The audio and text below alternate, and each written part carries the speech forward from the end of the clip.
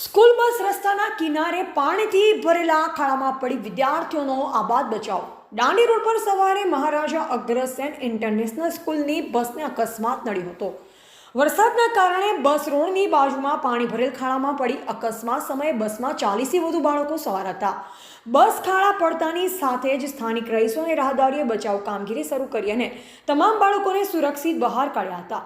શહેરમાં સતત વરસાદના કારણે રસ્તાઓ બિસ્માર બની ગયા છે. અનેક જગ્યાએ ખાડાઓ પડી ગયા છે અને તેમાં પાણી ભરાઈ ગયા છે. મહારાજા અગ્રસેન ઇન્ટરનેશનલ સ્કૂલની બસ વિદ્યાર્થીઓને લઈ દાંડી રોડથી સ્કૂલ તરફ જઈ રહી હતી ત્યારે અચાનક પાણી ભરેલ ખાડામાં પડી ગઈ હતી.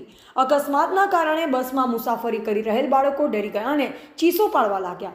અકસ્માત જોઈ સ્થાનિક રહીશો અને રાહદારીઓ અને વાહન ચાલકો મદદ માટે દોડી આવ્યા. તેઓએ બાળકોને સલામત રીતે બસમાંથી બહાર કાઢ્યા હતા.